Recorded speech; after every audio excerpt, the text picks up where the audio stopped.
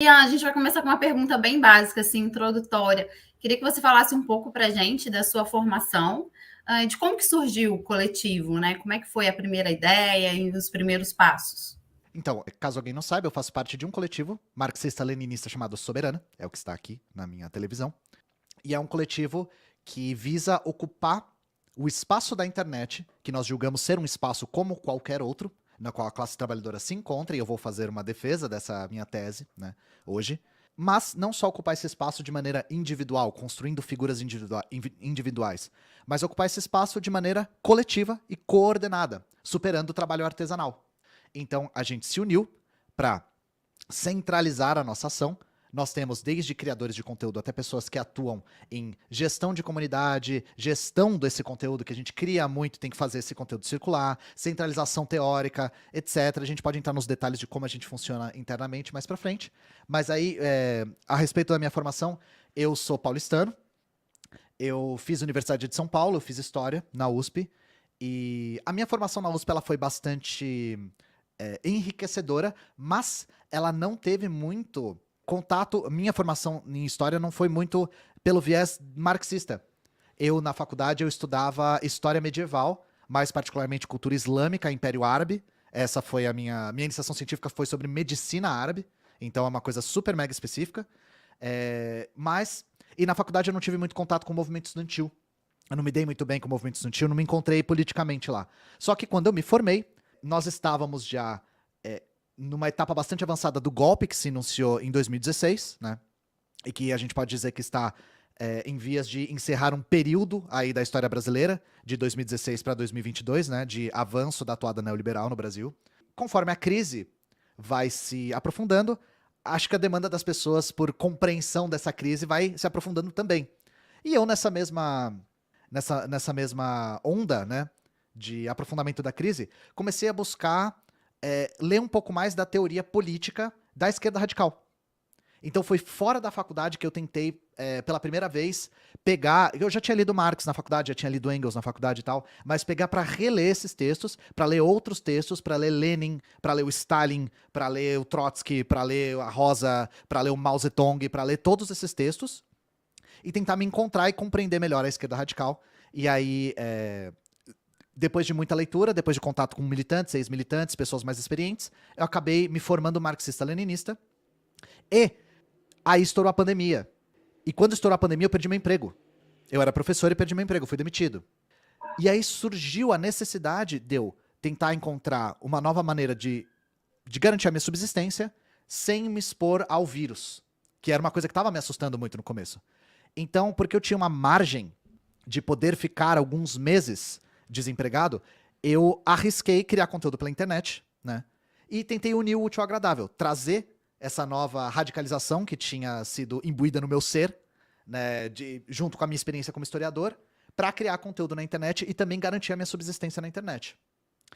Enquanto eu estava criando conteúdo para a internet, eu inaugurei o canal História Pública em 2020, junto com um colega meu que não faz mais parte do canal, agora só eu sou responsável pelo conteúdo criado no canal, né? Eu comecei a entrar em contato com outros streamers, outros criadores de conteúdo, pessoas que faziam podcasts, vídeo pro YouTube. E aí a gente começou a conversar, outros marxistas-leninistas, e nós começamos a conversar sobre qual era o nosso papel e como era a nossa situação na internet.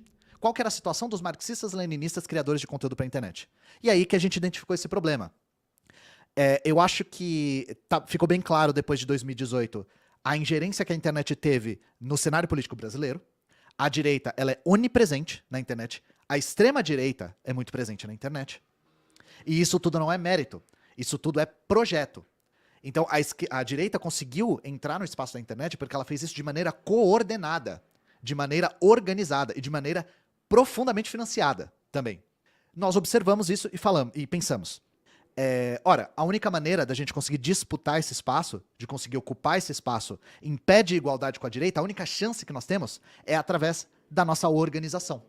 Então nós nos juntamos, elaboramos uma linha marxista-leninista e fundamos o coletivo Soberana em 2021, que é um coletivo que busca atuar em diversas frentes. Então, eu já queria até, para quem conhece a Soberana de maneira superficial, ou quem está tendo o primeiro contato, eu já queria tomar a liberdade de esclarecer algumas dúvidas que surgiram e ainda surgem a respeito de como é ser marxista-leninista na internet e como é considerar a atuação na internet militância. Então, primeiro de tudo, já existia a criação de conteúdo marxista-leninista na internet? Sim, nós não fomos os primeiros. Só que nós fizemos algumas coisas diferentes. Primeiro, nós adotamos, os criadores de conteúdo da Soberana adotaram um formato específico para ser o carro-chefe, que é o formato de streaming. Por que o formato de streaming? Em primeiro lugar, inclusive eu sou streamer. Minha principal plataforma é a Twitch. O streaming é um formato que está na sua, digamos assim, no seu nascimento no Brasil e está caminhando para ser um formato de bastante relevância. Nós conseguimos observar que cada vez mais o streaming estava se fazendo presente na internet. A internet ela funciona com ondas de conteúdo, texto, vídeo, podcast. Agora o streaming está se tornando um formato bastante consumido. E nós vimos que nos Estados Unidos estava surgindo uma onda de criadores de conteúdo à esquerda. Claro que a esquerda deles é muito centro, às vezes até direita pra gente, porque o espectro deles é muito estreito. Mas criadores de conteúdo à esquerda nos Estados Unidos que estavam fazendo esse formato de falar sobre política cotidianamente em formato ao vivo e com constante interação com quem assiste. A gente falou, ora, geralmente o que explode nos Estados Unidos como formato não tarda a chegar no Brasil, né? Então a gente pegou isso muito cedo. Falamos, vamos focar em uma forma de conteúdo porque ainda éramos poucos, vamos focar no formato streaming para ser o nosso carro-chefe. Deu muito certo, muito certo. A gente pegou bem no comecinho da, digamos assim, da geração Casimiro, porque agora acho que todo mundo conhece o Casimiro e viu o fenômeno que ele é. A gente conseguiu observar esse fenômeno chegando e a gente pegou ele bem no comecinho, deu muito, muito certo. E aí, o que isso traz de novo também? Uma das coisas que a gente defende é que é sim possível fazer trabalho de base na internet. É sim possível. E é uma coisa que a gente recebeu muita resistência. Por quê? Ora, se a gente levar em consideração que trabalho de base é estar no lugar onde as pessoas estão e ter diálogo com essas pessoas, bom, a internet é um espaço. As pessoas que estão nos assistindo agora são pessoas. Muitas da classe trabalhadora. Elas existem. Elas têm suas vidas. Elas trabalham. Elas consomem conteúdo. A internet é um espaço como qualquer outro. Tem suas particularidades, tem suas especificidades, mas é um espaço. Em segundo lugar, nós sempre focamos muito em não só criar conteúdo para ser consumido, mas dialogarmos com quem consome esse conteúdo. E isso é uma coisa que pessoas que acabam vendo o meu conteúdo ou da Soberana na maneira superficial não conseguem ver esse trabalho que a gente faz por trás. Um dos nossos pilares, e onde a gente gasta boa parte da nossa energia, é na construção e manutenção da nossa comunidade. Então, como nós fazemos? Nós temos os criadores de conteúdo, e nós temos um Discord unificado. O que é um Discord, caso alguém não saiba? O Discord é uma espécie de evolução do Skype. É uma mistura do Skype com um fórum, que é uma plataforma que é muito eficiente para agregar comunidades. É muito comum streamers terem Discords próprios para terem contato com as suas comunidades quando não estão online. Nós unificamos esse Discord. O Discord da Soberana tem 32 mil membros já. E é um espaço no qual nós dialogamos com as pessoas que consomem nosso conteúdo.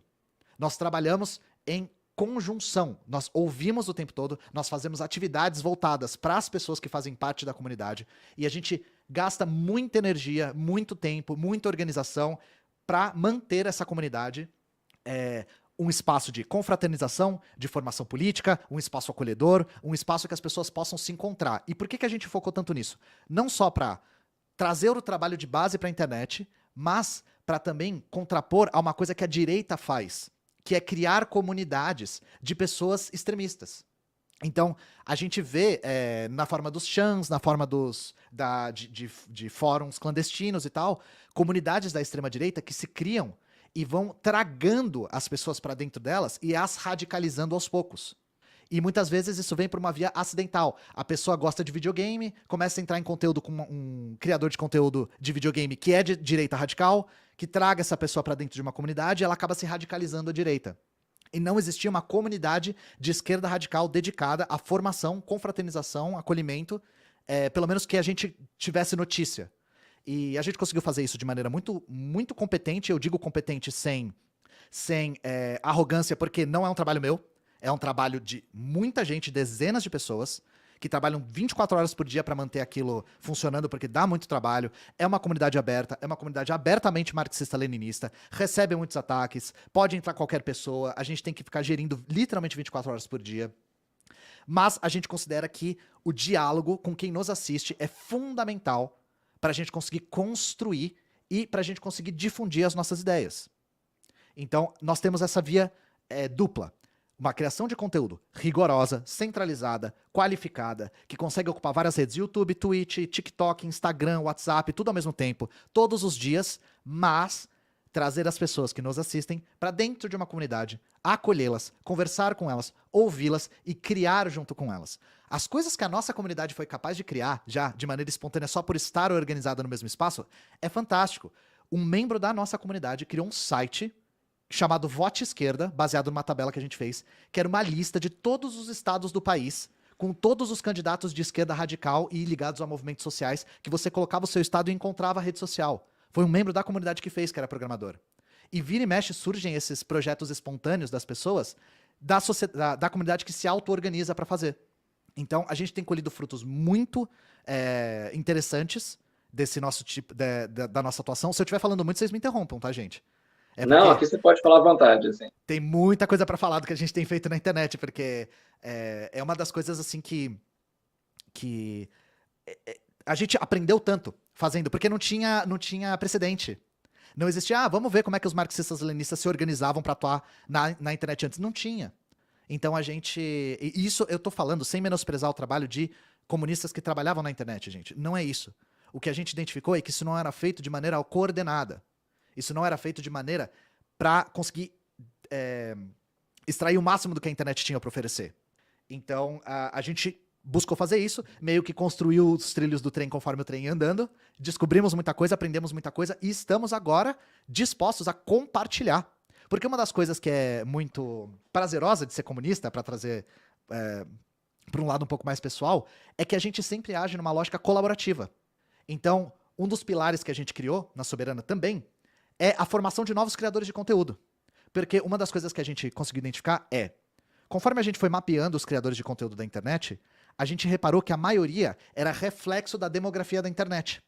E a demografia da internet no Brasil ainda é majoritariamente do sul e sudeste, homem e branca. Então a gente falou, no lugar de cruzar os braços e falar assim, acho que vai ser assim, né? Acho que a gente só vai ter gente do sul, homem branco, criando conteúdo pra internet. Não. A gente pegou a nossa expertise, nós temos 20 membros na Soberana hoje, e a gente criou uma escola de criadores de conteúdo. Então, todos os membros dão aulas das suas áreas de expertise, nós temos jornalista, psicólogo, advogado, técnico de segurança da informação, eu sou historiador também, cada um traz a sua expertise, e a gente fornece de maneira gratuita um curso para formar novos criadores de conteúdo. Para a Soberana? Não, para a internet. A gente quer transmitir essa nossa expertise para pessoas que precisam ter as suas vozes ouvidas. E a gente, nesse curso, deu prioridade para pessoas do norte e do nordeste, pessoas negras, indígenas, mulheres. A gente sempre deu prioridade para isso, porque são pessoas que precisam ocupar mais esse espaço na internet e que o espaço na internet faz muita falta, cujas vozes fazem muita falta. Então esse é um outro pilar que a gente foca muito. Novamente, para quem só assiste os vídeos, existe toda essa organização por trás que a gente está fazendo. A gente está expandindo o curso cada vez mais, se aperfeiçoando cada vez mais, para criar novos criadores de conteúdo, para a gente ocupar cada vez mais o espaço. Porque, gente, se surgir outro Ian Neves, se surgir 20 Ian Neves, se surgir 100, eu vou dar graças a Deus. O que a gente mais quer é estar mais nesse espaço, é estar o tempo todo disputando. E o que a gente achou fantástico é que a Soberana, ela conseguiu crescer de uma maneira que ela começou a entrar no debate de maneira involuntária. Certos setores da direita começaram a se deparar com o nosso trabalho e ficarem incomodados mesmo. A gente começou a incomodar. E isso a gente consegue ver com pessoas da direita, carimbados da direita, fazendo react a vídeo meu, falando da nossa organização, criando teoria da conspiração, falando que eu sou financiado pelo Kim Jong-un, sabe? E isso tudo a gente tá conseguindo entrar nesses meandros, assim, e começar a entrar no debate de maneira meio forçada, sabe? Ocupando espaço, fazendo número, fazendo a nossa voz ser ouvida. E aí, em último lugar, para encerrar como a gente se organiza, né? Nós somos marxistas-leninistas, e uma das coisas que incomoda muita gente, que ainda a gente recebe uma crítica, e que eu espero esclarecer para algumas pessoas que ainda têm isso na mente, né? Para um marxista-leninista, não existe revolução fora da forma partido. Claro, uma das grandes inovações do Lenin foi a forma partido de novo tipo. O partido de vanguarda, o partido revolucionário que fará a revolução e manterá a revolução. A gente concorda. Ué, mas não é contraditório? Vocês não são marxistas-leninistas e não estão num partido? É aí que entra a nossa sinergia com a unidade popular. O que aconteceu? Conforme a gente começou a ocupar esse espaço na internet, a gente começou a crescer e as pessoas da comunidade falavam, tudo bem, eu tô aqui, eu já estudei, eu tô integrado, eu tô lendo Marx, Lenin e tal, e agora? E aí o que qualquer marxista-leninista diz é, você tem que se organizar. Organize-se. Nós precisamos nos organizar. E aí é que surge militantes da unidade popular que começaram a observar o que a gente estava fazendo, observaram que eles próprios tinham uma atuação deficitária na internet, isso é uma coisa que eles falaram pra gente várias vezes, se aproximaram de nós e falaram, vamos trabalhar junto? Vamos fazer uma sinergia entre o nosso trabalho de base e o trabalho de vocês na internet? E aí é que surgiu essa união sinistra que está rendendo frutos fantásticos também, que é, nós damos vazão para toda demanda por organização junto com a unidade popular. Então a gente tem até estimativas de que a gente já conseguiu, só em uns 4 ou 5 meses, filiar mais de 1.700 pessoas na unidade popular, que entraram em contato com a unidade popular pela internet e se filiaram ao partido. E o tempo todo nós estamos em atividades, em palestras, em manifestações, conversando com os militantes, com os dirigentes, com os coordenadores, porque a gente acredita de verdade que a gente precisa reconstruir o trabalho de massas no Brasil. E o trabalho que a Unidade Popular está fazendo está apontando para uma direção que a gente acha que é a correta, que é de fazer um intenso trabalho de base, de voltar para as ruas, para as vilas, para as favelas, entrar em todos os espaços que a classe está e dialogar. Então, a gente está atuando nessas duas frentes e o tempo todo em contato com a Unidade Popular, porque sim, gente, nós, marxistas-leninistas da Soberana, acreditamos que é necessário a forma partido. E a gente vê na forma partido da Unidade Popular esse caminho. Porque eles nos procuraram. O próprio Léo Péricles entrou em contato com a gente, solicitou uma reunião, porque ele queria entender o que a gente estava fazendo. Ele queria entender como a gente estava ocupando esse espaço e por que todo lugar que ele ia, isso é uma coisa que ele relatou, ele ia de Fortaleza ao Rio de Janeiro e encontrava alguém com essa camiseta. Assim, encontrava alguém falando, eu sou da Soberana, eu conheci a Unidade Popular aqui, eu vim aqui tirar uma foto. E ele ficou, porra, vocês estão em todo lugar agora. Essa é uma das coisas que a internet consegue fazer, ela consegue entrar nesses espaços de maneira bastante difusa, conseguir entrar em vários cantos do Brasil ao mesmo tempo, né? Então, aí ó, graças à Soberana, hoje eu entrei no PCB, a UP ainda não tem organização na minha cidade. Mesmo assim, a gente sempre estimula as pessoas a se organizarem onde for possível.